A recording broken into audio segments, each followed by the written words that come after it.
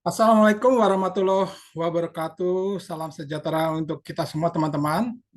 Hari ini kita masuk ke pertemuan ke-14, hari Rabu tanggal 26 Juni 2024. Semoga kita selalu sehat dalam perlindungan Tuhan Yang Maha Esa, Allah SWT.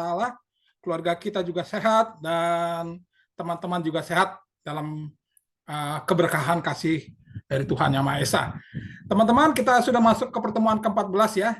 Minggu depan kita masuk pertemuan ke-15. Mohon nanti teman-teman hadir ya. Saya akan memberikan beberapa kisi-kisi yang agar bisa mempermudah Anda ya. Baik, untuk selanjutnya teman-teman nanti lihat saya di kamera kedua teman-teman ya. Kita mulai saja teman-teman pertemuan ke-14 ya. Nanti saya berikan materinya setelah pembelajaran ini ya. Oke. Ya, kita mulai saja teman-teman dalam ekonomi pembangunan ya atau development economics ya, pertemuan ke-14 ya, di mana saya sebagai dosen pengampu Anda ya dalam bidang ekonomi pembangunan ya. Ya, kita akan mulai saja teman-teman. Ya. Tema hari ini adalah menjaga sumber dana pembangunan ekonomi ya dalam pertemuan ke-14 ya. Saya ingatkan kembali teman-teman, jangan lupa nanti on kamera ya saat absensi ya, agar sebagai bukti kita kepada Bapak pimpinan atau para pejabat pimpinan kampus kita ya. Baik. Nah, ini kita mulai saja. Kita sudah masuk pertemuan ke-14 Rabu 26 Juni 2024. Kita mulai 18.30 sampai selesai. Jangan lupa kawan-kawan, studi kasus 5, 6, 7, dan 8 ya. Mohon dikerjakan dengan baik ya. Karena hanya yang baru lengkap baru saya lihat Bang Niko nih ya. Bang Niko baru lengkap ya. Nah, teman-teman yang lain tinggal satu lagi. Mohon dilengkapi. Ya, kita mulai saja teman-teman. Mohon maaf saya batuk sekali ya. Baik, kita akan bicara tentang pembangunan ekonomi adalah proses yang berkelanjutan. Artinya pembangunan nasional merupakan proses pembangunan yang berkesinambungan bagi seluruh kehidupan masyarakat atau bangsa dan negara.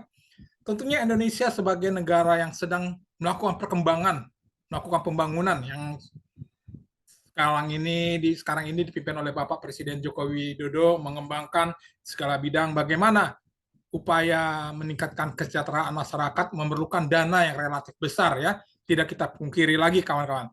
Tentunya suatu pembangunan memerlukan andil dari semua pihak, pemerintah maupun masyarakat atau berbagai kalangan organisasi masyarakat ya. Anda sendiri juga harus memberikan kontribusi yang terbaik. Tentunya pendanaan ini merupakan hal penting, terutama dana dari pemerintah dalam negeri ya. Sistem pemerintah Indonesia yang terdesentralisasi, pemerintah pusat, tentunya pemerintah Indonesia bertanggung jawab dalam menyediakan dana-dana kepada pemerintah daerah di seluruh provinsi dari APBN untuk bagaimana program-program pembangunan bisa berjalan dengan baik ya. Nah, kawan-kawan, pemerintah daerah juga tentunya akan bertanggung jawab bagaimana juga menciptakan sumber pendapatan mereka sendiri untuk mendukung pembangunan. Tentunya dalam Undang-Undang Nomor 17 Tahun 2023 tentang Keuangan Negara menyatakan bahwa pendapatan negara merupakan penerimaan yang bersumber dari penerimaan perpajakan, penerimaan negara bukan pajak, dan penerimaan hibah dari dalam negeri dan luar negeri, kawan-kawan ya. Nah, kita akan lihat kawan-kawan bagaimana pendapatan negara dalam pembangunan. Tentunya pendapatan nasional adalah jumlah pendapatan yang diterima oleh masyarakat ya, suatu negara dalam kurun waktu yang biasanya 1 tahun ya. Konsep pendapatan nasional ini telah digulirkan atau dicetuskan ya pertama kali oleh Sir William Petty yang berasal dari Inggris yang melakukan penaksiran pendapatan nasional negaranya pada tahun 1665 atau 1665 ya. Tentunya tujuan dari perhitungan pendapatan nasional adalah bagaimana memperoleh gambaran tentang pencapaian tingkat ekonomi suatu negara agar berjalan dengan baik, berjalan dengan sukses ya, berkelanjutan ya, sehingga data pendapatan nasional yang sudah dicapai dapat digunakan bagaimana untuk membuat perkiraan atau perhitungan tentang perekonomian di negara di masa yang akan datang, tahun depan, 5 tahun ke depan, atau 10 tahun ke depan ya. Jadi suatu ada perhitungan-perhitungan memprediksikan dari para ahli-ahli sarjana ekonomi ya. Maka teman-teman, dalam Indonesia bisa kita lihat gambarannya sebagai berikut ya. Mohon diperhatikan teman-teman, pengelolaan keuangan negara ya, tentunya ini di sini kita lihat sebagai berikut, presiden sebagai pimpinan tertinggi ya, pemegang kekuasaan pengelolaan keuangan negara ya, dibantu oleh menteri-menteri yang menggunakan anggaran ya. Ya, ini ada kotak 1, kotak 2 ya, kotak 3 ya, ada beberapa departemen ya. Lalu berikutnya adalah menteri yang dipercayai ya, yang dipercayai selaku pengelola fiskal ya, dan pengguna anggaran ya. Nah, tentunya dalam hal ini kita lihat Menteri Keuangan ya, ini saya dapat gambaran ya bahwa dalam hal ini membagi-bagikan ya, ada utang dan hibah, investasi pemerintah ya, dan berbagai hal ya, transfer ke daerah, dan berbagai kebijakan-kebijakan yang sudah dilakukan oleh pemerintah melalui Menteri Keuangan, khususnya Menteri Keuangan Republik Indonesia ya. Bisa kita lihat nanti, mohon kawan-kawan baca kembali ya. Oke. Ya, selanjutnya kita perhatikan lagi kawan-kawan. Bagaimana pengelolaan keuangan negara ya. Tadi yang ini secara simpelnya kawan-kawan ya, secara simpelnya atau sederhananya ya. Lalu bagaimana pengelolaan keuangan negara ini sangat besar sekali teman-teman ya. Artinya harus dilakukan beberapa kehati-hatian ya. Pertama adalah perencanaan ya. Lalu bagaimana pelaksanaannya. Lalu berikutnya penata usahaan ya. Lalu pertanggungjawaban dan pengawasan ya. Perencanaan bisa kita lihat teman-teman ya sebagai berikut ya. Ini sangat luas sekali ya. Artinya ada ya bisa kita lihat ya. Yang warna merah ini ada RPSPD ya, lalu RPSM garis miring D ya. Bisa kita lihat teman-teman ya. Lalu pelaksanaannya bagaimana, rancangan DPA SKPD-nya, verifikasi ya, DPA dan berbagai hal ya, dasar pelaksanaan anggaran ya, penata usahanya, bagaimana penata usahaan ditata pendapatannya, ada bendahara penerimaan ya, ada penata usahaan belanja ya, lalu ada bendahara pengeluaran ya, dan berbagai hal ya, nanti mohon dibaca kembali ya. Lalu pertanggungjawabannya ya, tentunya ada semacam akuntansi keuangan teman-teman ya, akuntansi keuangan kepemerintahan ya. Lalu ada laporan keuangan pemerintahan ya, laporan realisasi ya, anggaran ya, neraca, laporan arus kas ya, catatan atas laporan keuangan ya, hampir sama dengan laporan keuangan perusahaan, tapi ini lebih besar lagi ya. Lalu diaudit lagi, laporan keuangan diperiksa oleh Badan Pemeriksa Keuangan, sehingga di sini ada rancangan peraturan tentang pertanggungjawaban APBD ya. Tentunya terakhir adalah pengawasan ya, pembinaan, pemberian pedoman, bimbingan, supervisi, konsultasi, pendidikan, pelatihan ya, penelitian dan pengembangan ya. Lalu ada pengawasan terhadap pelaksanaan peraturan tentang APBN atau daerah ya. Lalu pengendalian internal, lalu pemeriksaan ekstern ya. Jadi ada 5 hal ya yang kita perhatikan di sini ya, tentang perencanaan, pelaksanaan, penata usahaan, lalu pertanggungjawaban dan pengawasan ya. Jadi teman-teman, ini sangat luas sekali ya dalam apa yang tadi kita katakan di atas ya. Pengelolaan keuangan negara ini yang simpelnya aja ya. Lalu kalau secara besarnya bisa kita lihat ya. Nah, ini ya teman-teman ya. Jadi di sini pentingnya para aparatur keuangan ya harus merinci atau berhati-hati dalam melakukan pembelanjaan, penerimaan, dan berbagai hal ya, agar tidak terjadi penyimpangan ya. Nah, kita akan lihat teman-teman bagaimana sumber pendapatan negara dalam pembangunan ekonomi ya. Tentunya ada beberapa hal yang kita ketahui, yaitu penerimaan pajak ya. Artinya kalau menurut Kamus Besar Bahasa Indonesia, pajak adalah pungutan wajib yang biasanya berupa uang. Uang tersebut dibayar oleh wajib pajak sebagai sumbangan wajib kepada negara atau pemerintah Sehingga bisa dikatakan pajak merupakan penghubung dengan pendapatan ya pemilik, harga beli barang dan sebagainya ya. Sehingga di sini ada pendapat dari salah satu tokoh Indonesia yang menyatakan bahwa Profesor Dr. Haji Rohmat Sumitro menyatakan ya pajak merupakan iuran rakyat yang disetorkan kepada kas negara berdasarkan undang-undang yang dapat dipaksakan dengan tiada mendapat jasa timbul atau kontra prestasi yang langsung dapat ditujukan dan yang digunakan bagaimana untuk membayar pengeluaran umum.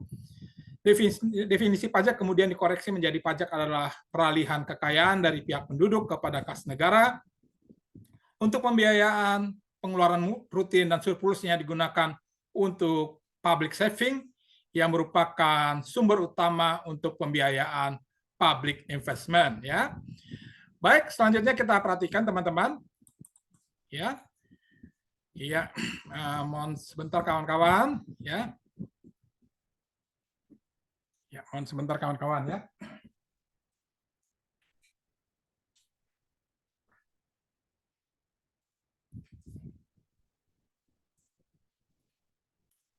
Baik, kita lanjutkan lagi adalah sebagai berikut adalah sumber pendapatan negara yang berasal dari pajak terbagi 6 sektor ya. Ini menurut catatan saya ya. Waktu saya kuliah yaitu pajak penghasilan yaitu pajak yang ditanggung orang pribadi atau badan atau atas penghasilan yang diterima atau diperoleh dalam 1 tahun pajak. Kedua adalah pajak pertambahan nilai PPN yaitu pajak berlaku pada konsumsi barang kena pajak jasa di dalam daerah pabean. Ketiga adalah pajak penjualan barang atas barang mewah, ya barang-barang mewah ya. Pajak yang berlaku pada barang yang bukan kebutuhan pokok, dikonsumsi masyarakat tertentu, dikonsumsi masyarakat berpenghasilan tinggi, ya, sehingga barang menunjukkan ya status atau prestis ya, yang kadang-kadang dapat merusak kesehatan serta moral masyarakat ya. Lalu berikutnya ada pajak bumi bangunan, yaitu kewajiban kita nih ya, yaitu pajak yang berlaku buat kepemilikan atau pemanfaatan tanah dan bangunan. Lalu ada bea materai, yaitu pajak yang berlaku atas pemanfaatan dokumen seperti surat perjanjian, akta notaris, kwitansi pembayaran, surat berharga, dan efek yang memuat nominal uang di atas jumlah tertentu. Lalu berikutnya terakhir adalah pajak ekspor, ya, pajak perdagangan internasional serta pajak bea masuk dan cukai, ya. Nah, kawan-kawan, kita lanjutkan kembali, ya. Artinya apa sih karakter dalam pajak, ya? Karakteristik dalam pajak yaitu pajak pertama adalah kontribusi, ya, kontribusi wajib bagi Anda, ya, yang merupakan kewajiban pajak kepada negara ya. Jadi ini kontribusi wajib kawan-kawan ya. Lalu berikutnya kedua adalah tidak ada imbalan yang diterima secara langsung oleh wajib pajak ya. Lalu ketiga ya bersifat memaksa ya. Memaksa artinya ini tanggung jawab kita ya dalam pembangunan ini ya kita harus bayar pajak kawan-kawan ya. Tentunya suatu organisasi atau suatu negara tentu kita harus bahu-membahu untuk membangun suatu negara, memberikan kontribusi yang kita sudah dapatkan kepada negara, apa yang kita bisa berikan kontribusi melalui yang terbaik buat negara, ya melalui pajak ya dari penghasilan kita ya. Lalu berikutnya adalah diatur oleh undang-undang ya. Jadi ada 4 hal ini kawan-kawan ya, mohon dibaca ya. Pajak adalah kontribusi wajib bagi para negara ya, wajib Anda sendiri kepada negara ya. Tidak ada imbalan yang diterima secara langsung oleh wajib pajak, lalu bersifat memaksa dan diatur oleh undang-undang ya. Mohon Muhammad Rifki, mohon Firdaus tolong di-mute ya. Saya mute dulu ya. Oke ya. Lalu jenis-jenis pajak ya ada pajak berdasarkan sifat terdiri yaitu pajak tidak langsung atau indirect tax ya. Ini pajak tidak langsung berbicara merupakan pajak yang hanya diberikan kepada wajib pajak apabila melakukan peristiwa atau perbuatan tertentu ya. Pajak tidak langsung tidak dapat dipungut secara berkala, tetapi hanya dipungut bila terjadi peristiwa atau perbuatan tertentu atau perdagangan tertentu yang menyebabkan kewajiban Anda membayar pajak.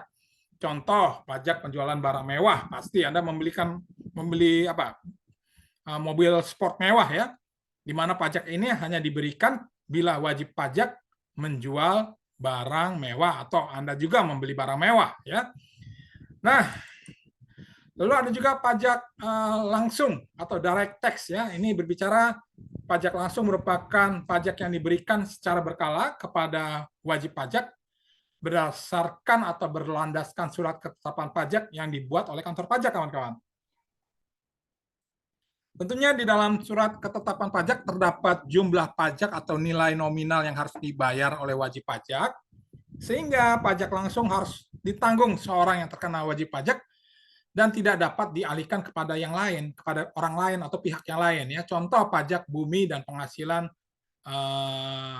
bangunan ya, atau PBB ya, atau pajak penghasilan ya. Nah, mohon maaf ini saya ganti lagi nih, salah tulis ya. Oke. Iya. Ya, jadi ada pajak yang harus Anda wajib ya. Setiap tahun Anda bayar PBB ya, pajak penghasilan bangunan dan pajak penghasilan ya. Lalu berikutnya ada pajak berdasarkan pemungutnya, yaitu pajak negara adalah pajak yang dipungut oleh negara atau pemerintah pusat melalui PPN, PPH, dan PPNBM, barang mewah ya. Kawan-kawan sudah pernah belajar tentang teks pajak ya, nanti ditanyakan lagi kepada dosen yang bersangkutan. Lalu juga ada pajak daerah, adalah pajak yang pemungutannya dilakukan oleh pemerintah daerah ya, seperti PBB, pajak kendaraan bermotor ya. Misalnya Anda punya kendaraan motor di Bekasi atau di Depok ya, Anda wajib bayar pajak kendaraan bermotor di daerah Depok dan di daerah Bekasi atau di daerah Yogyakarta ya. Lalu ada juga pajak restoran ya, wajib ya kawan-kawan ya. Lalu pajak hak tanah dan bangunan ya, PPHTB ya, adalah sumber penerimaan utama bagi daerah atau provinsi selain transfer dari pemerintah pusat ya. Jadi misalnya teman-teman sekarang berada di kota Bekasi, kota Jakarta, kota Bogor, atau kota Yogyakarta, atau kota Medan, atau kota Makassar ya, wajib Anda membayar pajak ya di daerah tersebut ya, atau pajak ataupun pajak di provinsi yang Anda tinggal pada saat ini ya. Baik, kita akan lanjutkan lagi kawan-kawan ya. Lalu pajak berdasarkan objek pajak dan subjek pajak bisa kita lihat teman-teman ya, di mana pajak objektif adalah pajak pengambilannya berdasarkan objeknya, contohnya pajak impor, pajak kendaraan bermotor, biaya materai, dan masih banyak lainnya ya. Lalu ada pajak subjektif, adalah pajak yang pengambilannya berdasarkan subjek, contoh pajak kekayaan dan pajak penghasilan ya. Lalu berikutnya kelima adalah kepabeanan dan cukaian. Kepabeanan dan cukaian untuk meningkatkan penerimaan pajak, pemerintah melalui kebijakan kepabeanan cukai yang tahun 2020 mencapai 215 triliun ya, serta mengambil langkah-langkah berbagai kebijakan, antara lain pertama kita lihat yaitu A adalah peningkatan pemulihan ekonomi nasional, terutama ya untuk kemudahan ekspor impor ya, dalam rangka memenuhi kebutuhan bahan baku lokal dan relaksasi bagi kawasan berikat dan kemudahan impor ya, tujuan ekspor ya. Lalu kedua B-nya adalah penataan ekosistem logistik nasional dengan tujuan menurunkan biaya logistik, penurunan waktu logistik ya, peringkat trading across border ya, perbatasan ya, TAB dalam EODB naik dari 116 ke 87 ya. Ada suatu prestasi yang sudah dicapai ya. Lalu berikutnya C-nya adalah dukungan transformasi ekonomi melalui pengembangan sistem pengawasan cukai terintegrasi atau exercise connection dan pengembangan smart custom atau exercise system ya. Bisa kita lihat teman-teman ya. Maka teman-teman, kita lihat apa yang sudah dilakukan pemerintah ya. Artinya teman-teman, di sini kita perhatikan bahwa ya penerimaan anggaran penerimaan belanja negara awal tahun 2024 ya, kita lihat Januari 2024 ya, terlihat surplus ya. Ini di menurut data Kemenq 22 Februari 2024 ya, angka dalam triliunan rupiah ya. Artinya kita memasuki 2024 sangat baik. Ya belum lama ya, ini kita bulan Juni ya, kita lihat Januarinya, di mana anggaran pendapatan dan belanja negara APBN mencatatkan kinerja positif pada awal tahun 2024 dengan membukukan surplus ya, surplus artinya ada keuntungan ya, sebesar 31,3 triliun atau sekitar 0,14% dari produk domestik bruto. Berikut realisasi APBN Januari 2004 ya teman-teman, tolong perhatikan artinya di sini teman-teman, ada pendapatan negara sebesar 215,5 triliun rupiah ya, pendapatan negara. Lalu belanja negara sebesar 184,2 triliun rupiah, maka surplus 31,3% ya. Oke ya. 0,14% PDB ya. Maka kita perhatikan teman-teman ya, berikutnya ya kita harus syukuri teman-teman ya. Artinya tadi saya bicara bahwa memasuki 2024 kinerja positif dalam tahun 2024 ya. Ada surplus sebesar 31,3 triliun rupiah atau 0,14% dari PDB ya, produk domestik bruto ya. Maka kita lihat rincian realisasinya teman-teman ya. Dari realisasi 215,5 mencapai target APBN 2.802,3 triliun ya. Lalu ini targetnya 7,7% realisasi ya. Lalu realisasi akhir ini ya, akhir Januari ya 5,5% ya, target 3,3251 ribu triliun ya. Ini maka terlihat totalnya ya, penerimaan pajak sebesar 172,2 triliun rupiah ya, di mana target APBN-nya 2.309,9 ya untuk Januari ya kawan-kawan ya, lihatnya Januari teman-teman ya. Lalu belanja negara sebesar 96,4, 3,9% dari target 2.467,5 ya. Ini kalau mencapai penuh ya. Lalu penerimaan negara bukan pajak PNBP sebesar 43,3 triliun rupiah, 8,8%. Lalu ini targetnya ini ya, 492, triliun rupiah. Lalu transfer ke daerah 87,8, 10,2%. Transfer ke daerahnya targetnya adalah 857,6 ya. Sehingga Januari 2024 belum ada realisasi hibah ya, sehingga sektor perdagangan dan industri pengolahan menyumbang atau memberikan kontribusi ya terbesar dalam penerimaan pajak ya. Tentunya teman-teman, kita harus bersyukur bahwa sektor perdagangan dan industri pengolahan ya memberikan kontribusi yang terbesar dalam penerimaan pajak ya. Lalu belanja negara terserap optimal diantaranya untuk menopang segala kegiatan ekonomi dan meningkatkan daya beli dan mendukung agenda pembangunan teman-teman ya.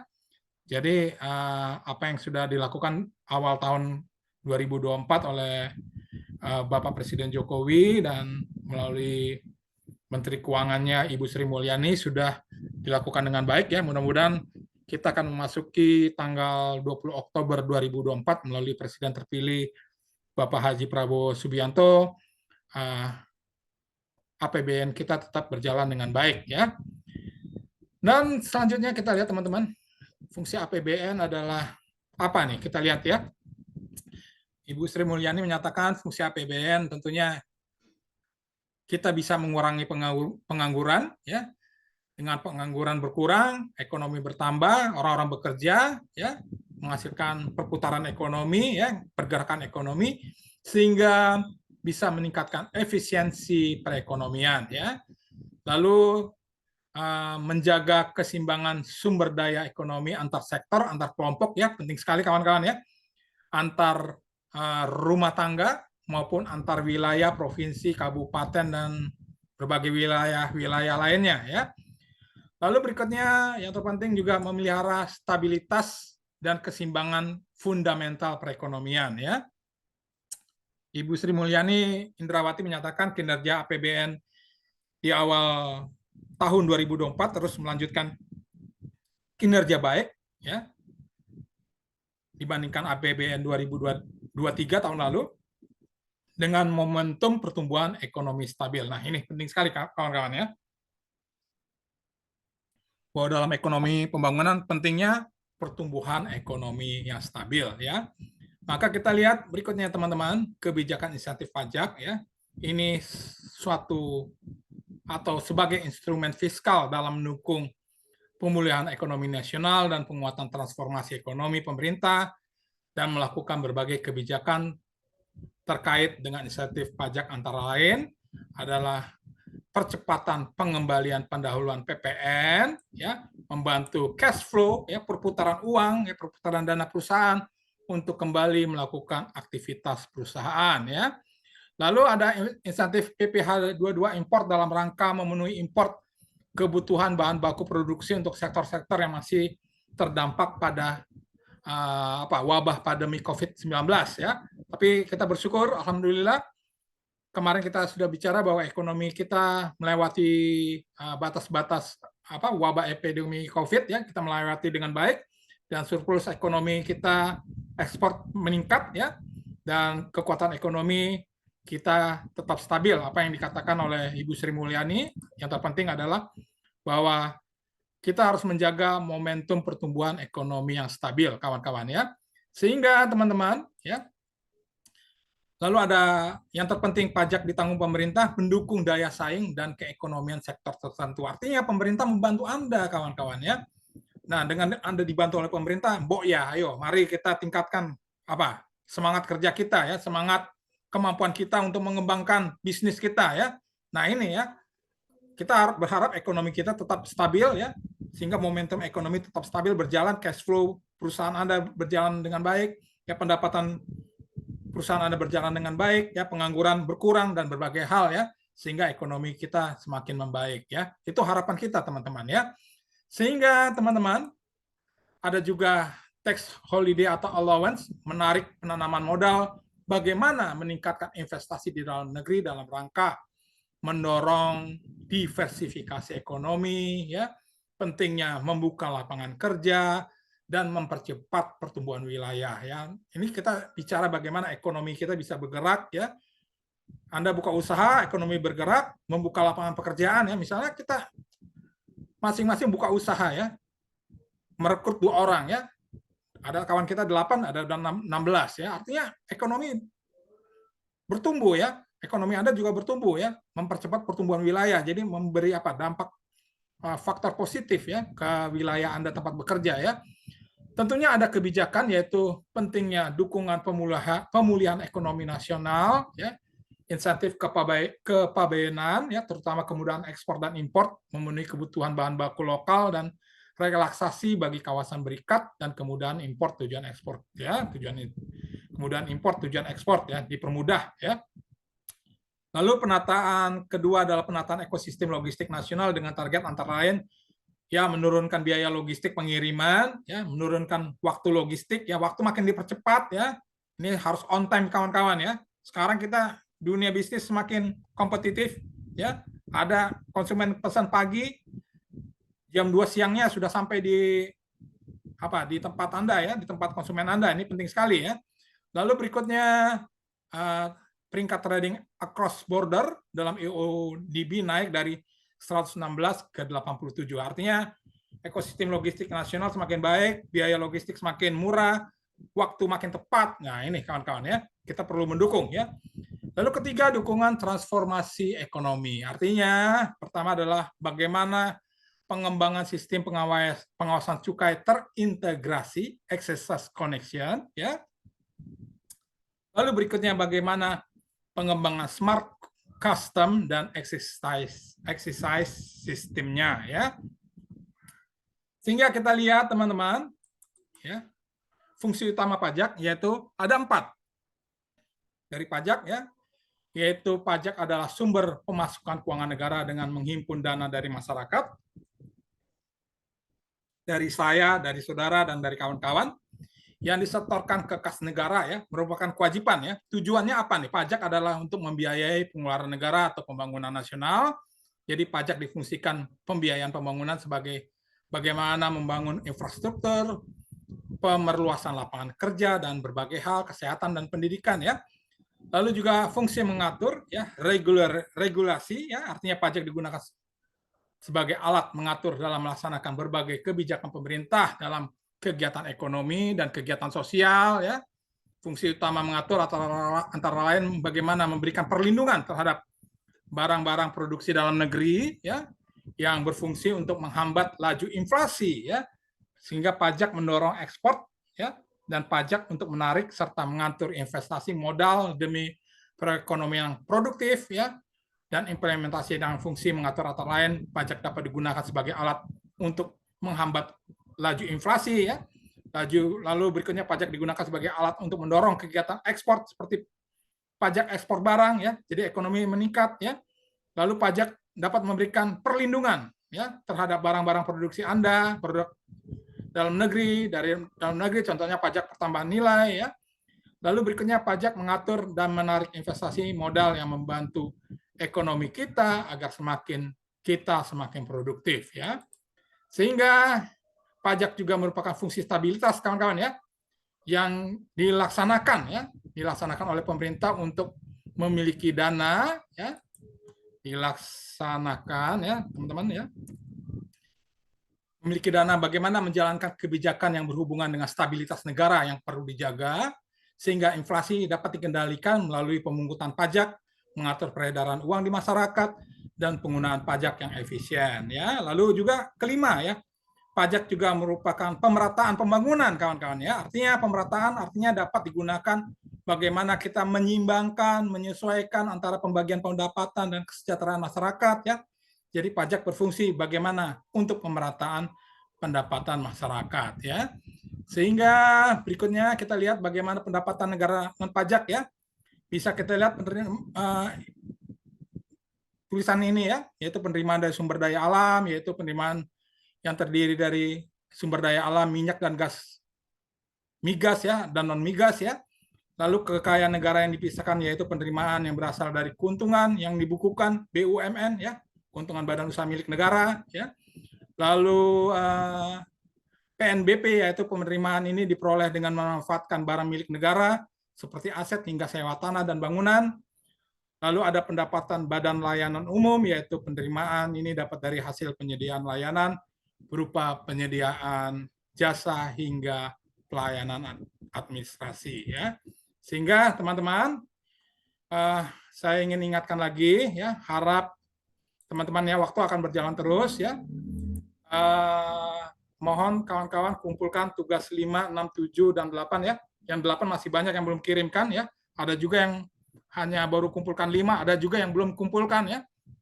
Ingat ya teman-teman ya, email harus tepat waktu saat UAS pada pukul 24 malam ya, tidak ada perpanjangan waktu ya. Saya masih lihat masih banyak kekurangan teman-teman, copy paste sana ya dari universitas lain atau lembaga lain ya. Saya harus ingatkan agar Anda jangan terbiasa atau terlalu ini ya, menjadi kebiasaan ada apa ya,